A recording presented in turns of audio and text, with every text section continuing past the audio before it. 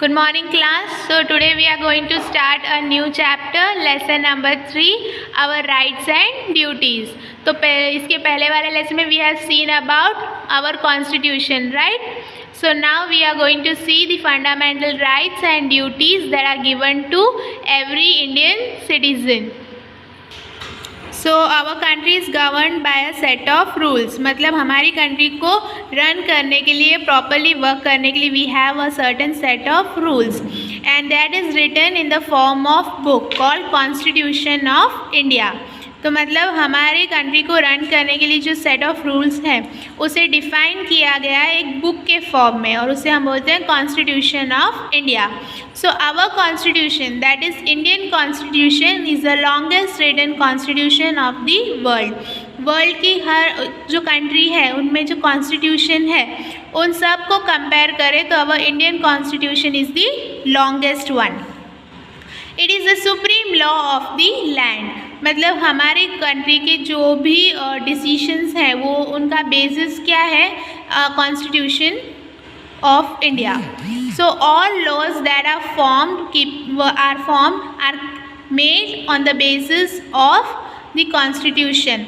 यानी कोई भी नया लॉ या रूल फॉर्म हो रहा है तो उसका बेसिक, उसका जो जिससे वो फॉर्म हो रहा है वो क्या है, कॉन्स्टिट्यूशन ऑफ इंडिया.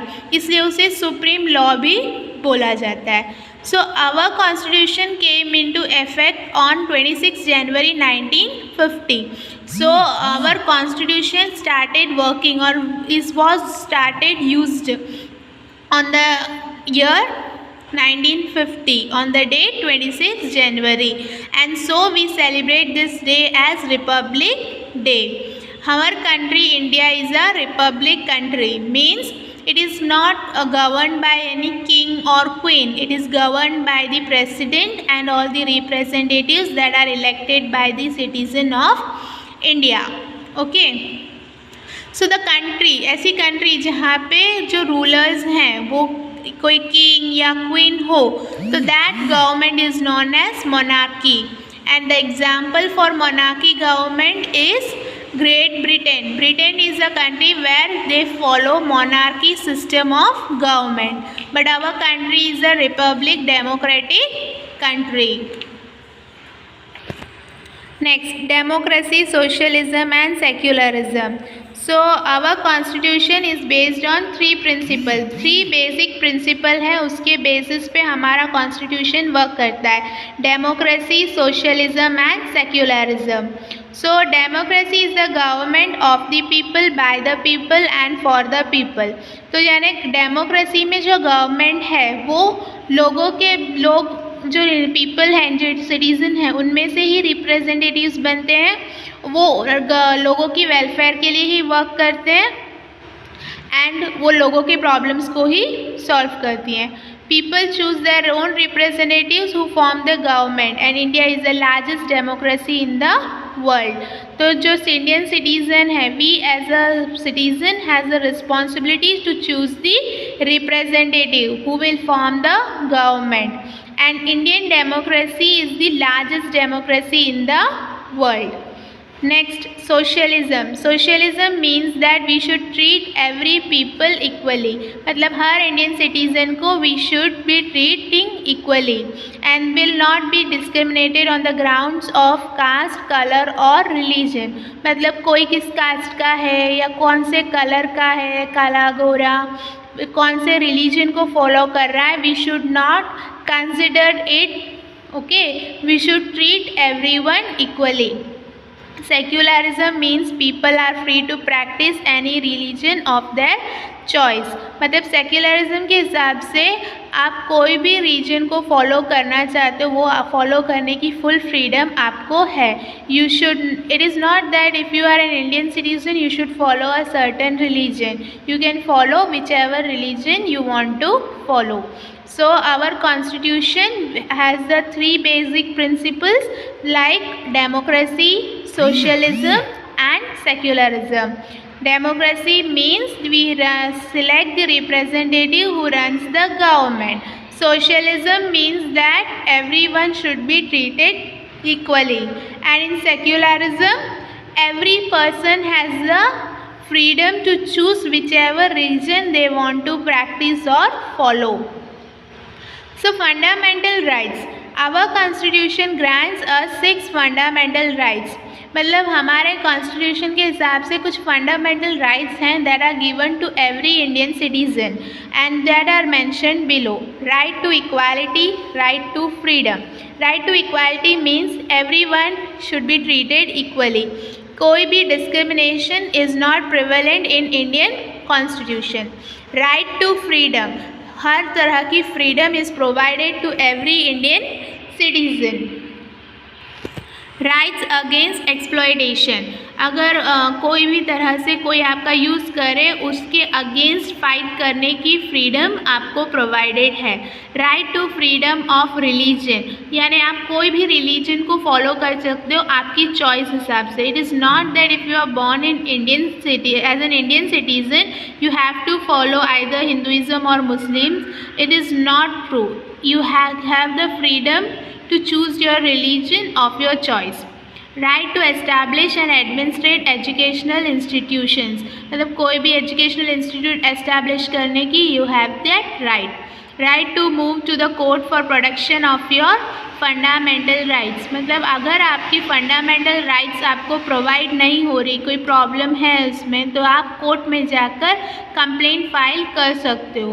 क्योंकि government can not take away this rights granted by the constitution. जो कॉन्स्टिट्यूशन प्रोवाइड करती है right as an Indian citizen, वो कॉन्स्टिट्यूशनल राइट या फंडामेंटल राइट्स को आपसे ले लेने का हक कोई भी गवर्नमेंट को नहीं है.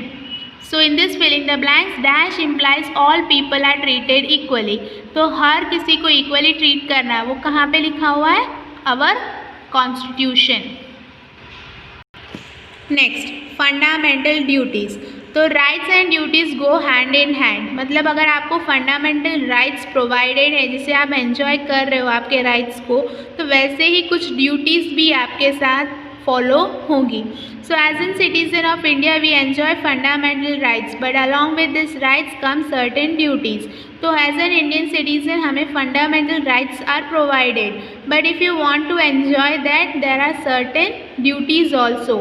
So we lead a happy life if we enjoy our rights and simultaneously perform our duties. तो हम एक अच्छी हैप्पी लाइफ अगर जीना चाहते हैं तो हमें जिस तरह से हम हमारे फंडामेंटल राइट्स को एंजॉय करते हैं वैसे ही हमें कुछ फंडामेंटल ड्यूटीज़ परफॉर्म करनी होगी. Some of the fundamental duties are as follow. We must respect the national anthem as well as the national flag. तो हमें नेशनल एंथम जन गण मन और नेशनल फ्लैग का फुल रिस्पेक्ट करना होगा. जब भी हम नेशनल एंथम सुनते हैं तो we should stand in the attention position giving respect to our national anthem. We should not put our legs on national flag. We should give the respect to our national flag. We must work to uphold the sovereignty and unity of the nation. मतलब जो power जो country को control करने के लिए country के पास है control करने के लिए उसको मेंटेन करना और उस नेशन की यूनिटी को मेंटेन करना, ये किसकी रिस्पॉन्सिबिलिटी है? हमारी फंडामेंटल ड्यूटी है कि हम नेशन की यूनिटी को मेंटेन करें. We must promote peace and harmony. हमें शांति और अमन फैलाए अपनी कंट्री में मेंटेन करना होगा. We must take care of the environment. हमें ट्रीज, प्लांट्स, एनिमल्स, बर्ड्स, जो एनवायरनमेंट है उनको भी अपने साथ रखना होगा. We should take care of the environment. As a responsible citizen we must look after public property. एक रिस्पॉन्सिबल सिटीज़न होने की वजह से हमें पब्लिक प्रॉपर्टी का फुल टेक केयर करना चाहिए. तो जैसे हम प्राइवेट प्रॉपर्टी का ध्यान रखते हैं वैसे ही पब्लिक प्रॉपर्टीज़ का भी we must take care. As an responsible citizen it is our duty to take care of the public property. Directive principle. So directive principle are some guidelines for the government.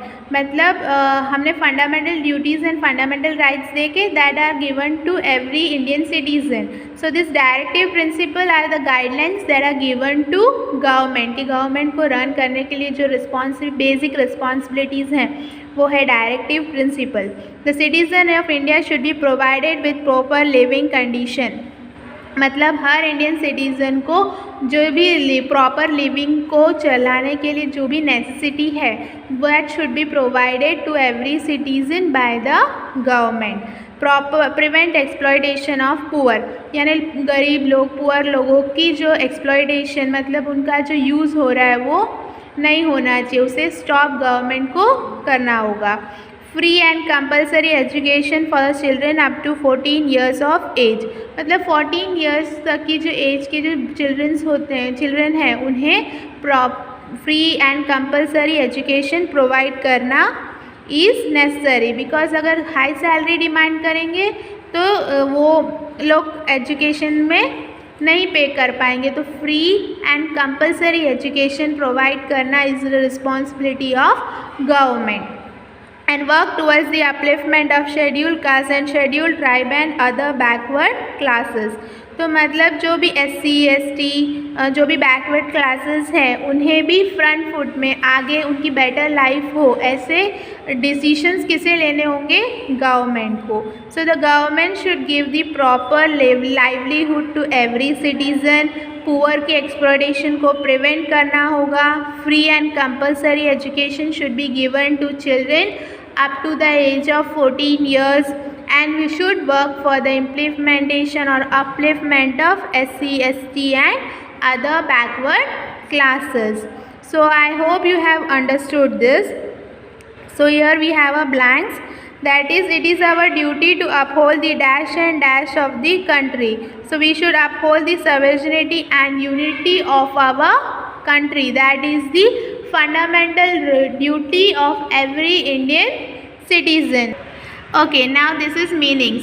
First one is constitution. So there is a system of laws and certain basic principles through which is needed for a country to run. मतलब एक country को चलाने के लिए कुछ basic laws और principles हैं, उस बुक को हम बोलते हैं constitution. Republic, the country governed by the representative of the people. तो रिपब्लिक मतलब जो कंट्री जिसे चलाने के लिए हम as an citizen we choose the representatives, so that country is known as republic. So the government जो रन करने के लिए हम as a citizen selects the representative, that country is known as republic country. So next is citizen, inhabitant of a country who is born there and lives in the country। मतलब अब अगर हम बोले Indian citizen, तो जो India में जन्मा, जो इंडिया में ही रहेगा, वो इंडिया के हर कस्टम को फॉलो करेगा, तो उसे हम बोल सकते हैं Indian citizen. So inhabitant of a country who is born there and lives in the country. So the next one is public property. तो property owned by the government or its agency। तो मतलब जो government की जो property है, जो government के under आती है, उसे हम पब्लिक प्रॉपर्टी बोलते हैं। वैसे ही प्राइवेट प्रॉपर्टी है, जैसे कि अगर आपका खुद का अगर घर है तो उसे हम क्या बोलेंगे? Private property. तो वैसे ही पब्लिक प्रॉपर्टी, जो प्रॉपर्टी गवर्नमेंट के अंडर आती है, that is public property.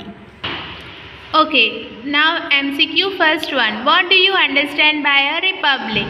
So India is a republic which means that our country is headed by the president. So it is true, right? India एक republic country है जिसको head कौन है? President. So India is a republic where our people are governed by the representatives elected by the people. That is also true. यानी Republic government में क्या होता है? People choose their representative through election. There is no king or queen in republic. वो भी right है, क्योंकि कोई भी किंग या क्वीन होता नहीं है as a ruler according to republic government. So option D, all of this is true. A country ruled by a king or queen as its head of the state is called monarchy. Monarchy government system में the country is ruled by the king or queen as a ruler. Next, so name the rule book according to which the country is governed. तो it is constitution. Constitution is a rule book जिसके हिसाब से the country is governed. And what is 26 January celebrated as? It is celebrated as Republic Day because it was the day when our constitution came into implementation. Here certain rights and duties are given. You should mention whether it is a right or it is a fundamental duty. We can follow any religion is a fundamental right. We must be united as Indians. It is a fundamental duty. We can express our opinion and ideas without fear. It is our fundamental right. We must work to maintain the unity of a nation. It is our fundamental duty to maintain the unity of a nation. We should not discriminate on grounds of religion, caste, etc. It is our fundamental duty that we should not discriminate among people. That's it about the lesson. Make sure that you read it, and if you have any doubt you can message me. Thank you.